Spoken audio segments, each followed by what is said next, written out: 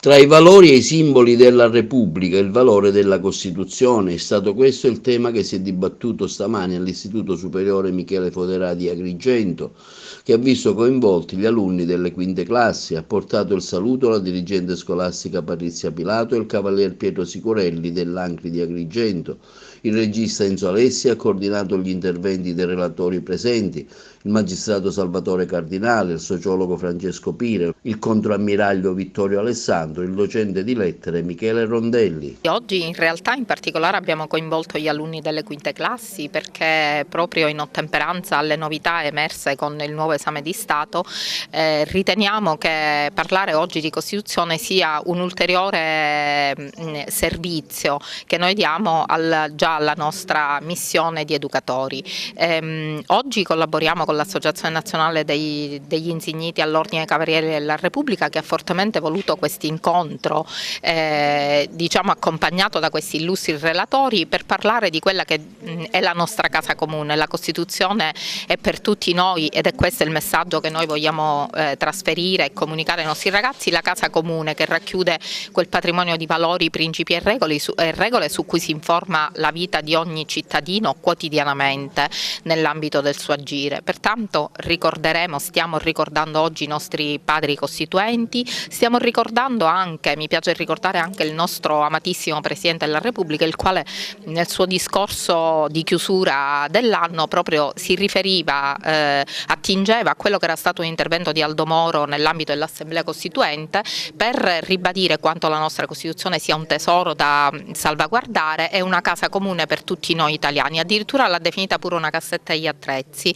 cioè uno strumento attraverso il quale governare e consolidare la democrazia della nostra Repubblica. L'Istituto, con un'iniziativa pregevole, ha voluto ricordare i valori della Costituzione che quest'anno compie il 71° anno d'età.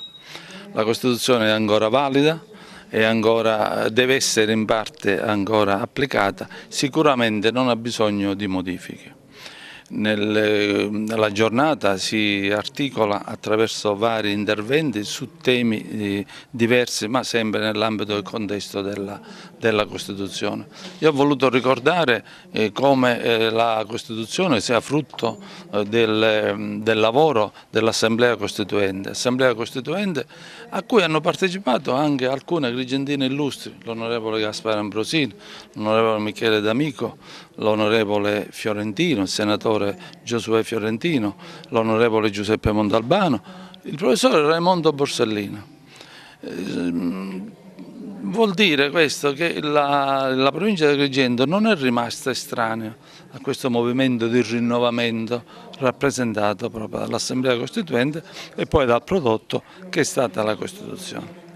La Costituzione poi ha voluto disciplinare lo status del magistrato, cioè ha voluto dare attuazione a quel principio delle democrazie occidentali della divisione dei poteri. Il potere giudiziario è stato considerato un organo costituzionale, un potere costituzionale indipendente e di pari dignità rispetto agli altri poteri, il potere legislativo, il potere esecutivo, il potere di governo. Diciamo che l'evento di oggi si colloca in maniera più ampia nel progetto che l'ANCRA a livello nazionale ha istituzionalizzato, se vogliamo, cioè quello di seguire il decoro delle bandiere e dare spazio ai valori e ai simboli della Repubblica. Naturalmente la Costituzione è assolutamente un valore della Repubblica e rappresenta tanti simboli, per cui abbiamo ritenuto opportuno organizzare questo evento dotandoci e avvalendoci della collaborazione di eccellenze che possono dare un'indicazione fondante e concreta su questo argomento, ed è un'indicazione che vogliamo dare principalmente ai giovani. I giovani rappresentano le fondamenta di una società futura ed è bene che su di loro si lavori per poter creare, per poter offrire una formazione valida in modo da poter avere poi una società piena di valori e non come quella che attualmente stiamo attraversando, dove la carenza di valore è pressoché totale. Insomma, ecco, no?